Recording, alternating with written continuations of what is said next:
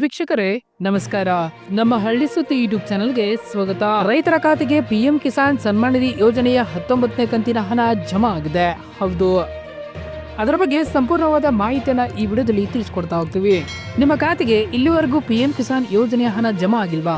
ಹಾಗಾದ್ರೆ ಏನೆಲ್ಲ ಮಾಡಬೇಕು, ಜಮಾ ಆಗಲು ಯಾವ ಕೆಲಸವನ್ನ ಮಾಡಬೇಕು, ಎಲ್ಲವನ್ನೂ ಕೂಡ ಈ ವಿಡಿಯೋದಲ್ಲಿ ತಿಳಿಸ್ಕೊಡ್ತಾ ಹೋಗ್ತೀವಿ.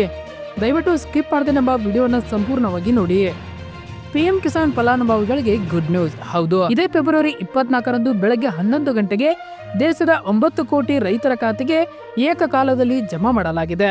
ಹೌದು, ಹಾಗಾದ್ರೆ ಯಾವ ರೈತರ ಖಾತೆಗೆ ಪಿಎಂ ಕಿಸಾನ್ ಯೋಜನೆ ಹಣ ಜಮಾ ಮಾಡಲಾಗಿದೆ? ಪಿಎಂ ಕಿಸಾನ್ ಫಲಾನುಭವಿಗಳ ಪಟ್ಟಿಯಲ್ಲಿ ನಿಮ್ಮ ಹೆಸರನ್ನ ಒಂದ್ಸಾರಿ ಚೆಕ್ ಮಾಡಿಕೊಳ್ಳಿ. ತಮಗೆಲ್ಲ ಗೊತ್ತಿದ್ದ ಹಾಗೆ ಪಿಎಂ ಕಿಸಾನ್ ಯೋಜನೆಯನ್ನ 2019ರಲ್ಲಿ ದೇಶದ ಬಡ ರೈತರಿಗಾಗಿ ಜಾರಿಗೆ ತರಲಾಗಿದೆ. ಇಲ್ಲಿವರೆಗೆ ಪಿಎಂ ಕಿಸಾನ್ ಯೋಜನೆಯ ಫಲಾನುಭವಿಗಳಿಗೆ 18 ಕಂತುಗಳಲ್ಲಿ ಒಟ್ಟು 36,000 ರೂಪಾಯಿ ಜಮಾ ಆಗಿದೆ. ಪಿಎಂ ಕಿಸಾನ್ ಯೋಜನೆಯ 18ನೇ ಕಂತಿನ ಹಣವನ್ನ ಕಳೆದ ಅಕ್ಟೋಬರ್ 5ರಂದು ರೈತರ ಖಾತೆಗೆ ಜಮಾ ಮಾಡಲಾಗಿತ್ತು. ಈಗ ಪಿಎಂ ಕಿಸಾನ್ ಯೋಜನೆಯ 19ನೇ ಕಂತಿನ ಹಣವನ್ನ ಬಿಹಾರ ರಾಜ್ಯದ ಭಾಗಲ್ಪುರದಲ್ಲಿ ನಡೆಯುವ ರೈತರ ಕಾರ್ಯಕ್ರಮದಲ್ಲಿ ಬಿಡುಗಡೆ ಮಾಡಲಾಗಿದೆ. ದೇಶದ ಪ್ರಧಾನಿ ನರೇಂದ್ರ ಮೋದಿ ಅವರು ಡಿಬಿಟಿ ಮೂಲಕ ಪಿಎಂ ಕಿಸಾನ್ ಯೋಜನೆಯ 19ನೇ ಕಂತಿನ ಹಣವನ್ನ ಬಿಡುಗಡೆ ಮಾಡಿದ್ದಾರೆ. ದೇಶದ 9 ಕೋಟಿಗೂ ಹೆಚ್ಚು ರೈತರ ಖಾತೆಗೆ ಈ ಹಣ ಜಮಾ ಮಾಡಲಾಗಿದೆ. ನೀವು ಪಿಎಂ ಕಿಸಾನ್ ಯೋಜನೆಗೆ ನೋಂದಣಿ ಮಾಡಿಸಿದ ಮಾತ್ರಕ್ಕೆ ಈ ಹಣ ಜಮಾ ಆಗುತ್ತದೆ ಎಂದು ಹೇಳಕ್ಕಾಗುವುದಿಲ್ಲ. ಅದಕ್ಕಾಗಿ ನೀವು ಕೆಲವು ಷರತ್ತುಗಳನ್ನ ಮಾಡಬೇಕಾಗುತ್ತದೆ. ಹೌದು, ಪಿಎಂ ಕಿಸಾನ್ ಯೋಜನೆಗೆ ನೋಂದಣಿ ಮಾಡಿಸಿದ ಫಲಾನುಭವಿಗಳು KYC ಮಾಡಿಸಿರಬೇಕು. ಹೌದು, KYC ಮಾಡಿಸಿದ್ರೆ ಮಾತ್ರ ಪಿಎಂ ಕಿಸಾನ್ ಯೋಜನೆಯ 19ನೇ ಕಂತಿನ ಹಣ ರೈತರ ಖಾತೆಗೆ ಜಮಾ ಆಗಲಿದೆ. ಒಂದು ವೇಳೆ ನೀವು KYC ಮಾಡಿಸಿಲ್ಲವಾದ್ರೆ ಕೂಡಲೇ ನಿಮ್ಮ ಹತ್ತಿರದ ರೈತ ಸಂಪರ್ಕ ಕೇಂದ್ರ ಅಥವಾ ಗ್ರಾಮೀಣ ಕೇಂದ್ರಗಳಲ್ಲಿ KYC ಮಾಡಿಕೊಳ್ಳಬಹುದು. ಇದರೊಂದಿಗೆ ಕೇಂದ್ರ ಅಥವಾ ರಾಜ್ಯ ಸರ್ಕಾರದ ಯಾವುದೇ ಸೌಲಭ್ಯ ಸಬ್ಸಿಡಿ ಪಡೆಯಲು ಆಧಾರ್ ಸೀಡ್ ಮಾಡುವುದನ್ನು ಕಡ್ಡಾಯಗೊಳಿಸಲಾಗಿದೆ. ನೀವು ಯಾವ ಬ್ಯಾಂಕಿನಲ್ಲಿ ಖಾತೆ ಹೊಂದಿದ್ದೀರೋ ಆ ಬ್ಯಾಂಕಿಗೆ ಹೋಗಿ ಆಧಾರ್ ಸೀಡ್ ಮಾಡಿಸಿಕೊಳ್ಳಬೇಕು. ಪಿಎಂ ಕಿಸಾನ್ ಯೋಜನೆಯಡಿ ಅರ್ಹ ರೈತರು ಪ್ರತಿ 4 ತಿಂಗಳಿಗೊಮ್ಮೆ 2,000 ರೂಪಾಯಿ ಅಂದ್ರೆ ವರ್ಷಕ್ಕೆ 6,000 ರೂಪಾಯಿ ಪಡೆಯುತ್ತಾರೆ. ಫಲಾನುಭವಿಗಳ ಬ್ಯಾಂಕ್ ಖಾತೆಗಳಿಗೆ ನೇರವಾಗಿ ಹಣವನ್ನು ವರ್ಗಾಯಿಸಲಾಗುತ್ತಿದೆ. ಇದನ್ನ ಪ್ರತಿ ವರ್ಷ 3 ಕಂತುಗಳಲ್ಲಿ ನೀಡಲಾಗುತ್ತಿದೆ. ಏಪ್ರಿಲ್ ಹಾಗೂ ಜುಲೈ, ಆಗಸ್ಟ್ ಹಾಗೂ ನವೆಂಬರ್ ಮತ್ತು ಡಿಸೆಂಬರ್ ಹಾಗೂ ಮಾರ್ಚ್ನಲ್ಲಿ ಈ ಕಂತನ್ನ ನೀಡಲಾಗುತ್ತಿದೆ. ಈ ಯೋಜನೆಯನ್ನ 2019 ಮಧ್ಯಂತರ ಬಜೆಟ್ನಲ್ಲಿ ಅಂದಿನ ಹಣಕಾಸು ಸಚಿವ ಪಿಯೂಷ್ ಗೋಯಲ್ ಅವರು ಘೋಷಿಸಿದ್ದರು ಮತ್ತು ನಂತರ ಪ್ರಧಾನಿ ನರೇಂದ್ರ ಮೋದಿ ಅವರು ಇದನ್ನ ಉದ್ಘಾಟಿಸಿದರು. ಇದು ಈಗ ವಿಶ್ವದ ಅತಿ ದೊಡ್ಡ ನೇರ ಲಾಭ ವರ್ಗಾವಣೆ ಯೋಜನೆ ಆಗಿದೆ. 19ನೇ ಕಂತನ್ನು ಪಡೆಯಲು ರೈತರು ತಮ್ಮ KYC ಅನ್ನು ಪೂರ್ಣಗೊಳಿಸಬೇಕಾಗುತ್ತದೆ.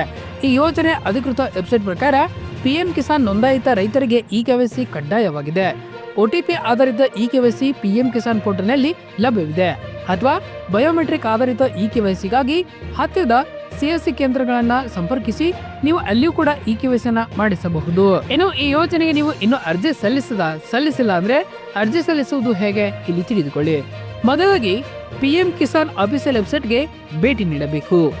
ಅಲ್ಲಿ ಹೊಸ ರೈತ ನೋಂದಣಿ ಮೇಲೆ ಕ್ಲಿಕ್ ಮಾಡಿ ಮತ್ತು ನಿಮ್ಮ ಆಧಾರ್ ಸಂಖ್ಯೆಯನ್ನು ನಮೂದಿಸಿ ಮತ್ತು ಕ್ಯಾಪ್ಚರ್ ಕೋಡ್ ಅನ್ನು ಭರ್ತಿ ಮಾಡಿ ನಂತರ ಅಗತ್ಯವಿರುವ ವಿವರಗಳನ್ನು ನಮೂದಿಸಿ ಅಲ್ಲಿ ಹೌದು ಎಂಬ ಆಪ್ಷನ್ ಮೇಲೆ ಕ್ಲಿಕ್ ಮಾಡಬೇಕು. ನಂತರ ಪಿಎಂ ಕಿಸಾನ್ ಅರ್ಜಿ ನಮೂನೆ 2024ರಲ್ಲಿ ಕೇಳಲಾದ ಮಾಹಿತಿಯನ್ನು ಭರ್ತಿ ಮಾಡಿ ಅದನ್ನು ಉಳಿಸಿ ಮತ್ತು ಭವಿಷ್ಯದ ಉಲ್ಲೇಖಕ್ಕಾಗಿ ಅದನ್ನ ಪ್ರಿಂಟ್ ಅನ್ನು ತೆಗೆದುಕೊಳ್ಳಬೇಕಾಗುತ್ತದೆ. ಇನ್ನು ಈ ಯೋಜನೆಗೆ ಅರ್ಹತೆಗಳು: ಪಿಎಂ ಕಿಸಾನ್ ಸನ್ಮಾನ್ ನಿಧಿ ಯೋಜನೆಯ 19ನೇ ಕಂತಿಗೆ ಅರ್ಹರಾಗಲು ಒಬ್ಬ ವ್ಯಕ್ತಿಯು ಕೆಳಗೆ ತಿಳಿಸಲಾದ ಷರತ್ತುಗಳನ್ನು ಪೂರೈಸಬೇಕಾಗುತ್ತದೆ.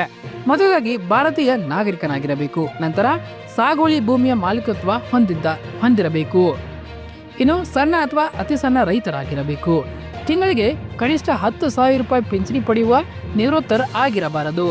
ಇವೆಲ್ಲ ಅರ್ಹತೆ ಇದ್ದರೆ ಮಾತ್ರ ನಿಮಗೆ ಪಿಎಂ ಕಿಸಾನ್ ಯೋಜನೆಗೆ ಅರ್ಜಿ ಸಲ್ಲಿಸಲು ಅರ್ಹರಾಗಿರುತ್ತೀರಿ.